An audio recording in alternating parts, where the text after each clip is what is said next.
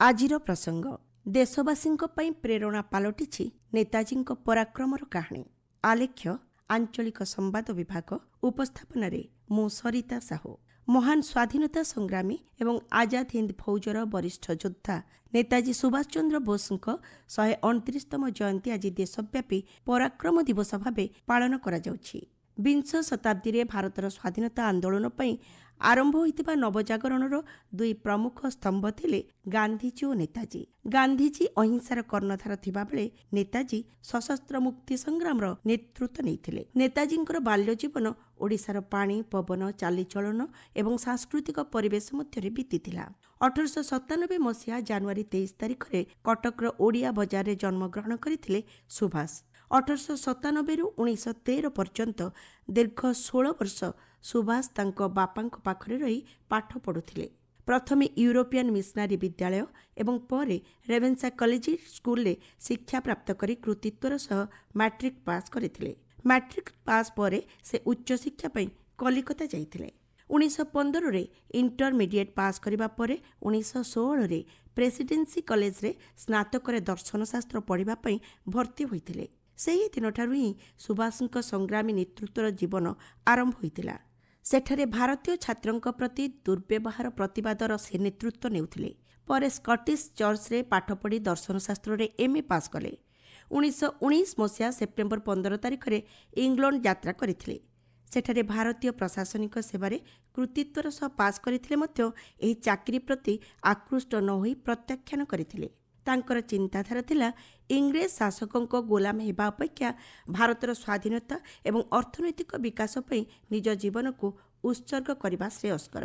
1921 ମସିହା ଜୁନ୍ 16 ତାରିଖ ସୁଭାଷ ବୋଷ ଇଂଲଣ୍ଡରୁ ବମ୍ବେ ପ୍ରତ୍ୟାବର୍ତ୍ତନ କରିଥିଲେ।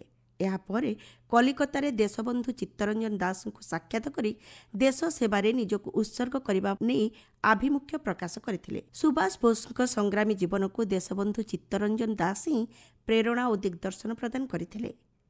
ସୁଭାଷଙ୍କ ହୃଦୟରେ ଉଦ୍ରେକ ହୋଇଥିବା ବିଦ୍ରୋହ ନିଆଁ ବ୍ରିଟିଶ ସାମ୍ରାଜ୍ୟବାଦୀ ଚିନ୍ତାଧାରା ଧ୍ୱଂସ କରିବାକୁ ଭିତ୍ତିଭୂମି ପକାଇଥିଲା। ତାଙ୍କର ଚିନ୍ତାଧାରା ଥିଲା ସଶସ୍ତ୍ର ସଂଗ୍ରାମ ହିଁ ସମାଧାନର ଏକମାତ୍ର ପନ୍ଥା। 1939 ମସିହା ବେଳକୁ ଦ୍ୱିତୀୟ ବିଶ୍ୱଯୁଦ୍ଧ ଚାଲିଥିବା ବେଳେ ଜର୍ମାନୀ, ଜାପାନ ଓ ଇଟାଲୀ ମିତ୍ରଶକ୍ତି ପୂର୍ବ ଏସିଆରେ ବ୍ରିଟିଶ ସାମ୍ରାଜ୍ୟବାଦ ବିରୋଧରେ ପଦକ୍ଷେପ ଗ୍ରହଣ କରିଥିଲେ। ସୁଭାଷ ବୋଷ ଏହି ମିତ୍ରଶକ୍ତିଙ୍କ ସାହାଯ୍ୟରେ ବ୍ରିଟିଶ ଶାସନ ବିରୁଦ୍ଧରେ ଯୁଦ୍ଧ ଘୋଷଣା କରି ଭାରତକୁ ସ୍ୱାଧୀନ କରିବାର ସ୍ୱପ୍ନ ଦେଖିଥିଲେ। ବ୍ରିଟିଶ ଶାସକର ନଜରବନ୍ଦୀ ଥିବା ଅବସ୍ଥାରେ ସେ ମୌଲବୀ ବେଶରେ ପଳାୟନ କରିଥିଲେ।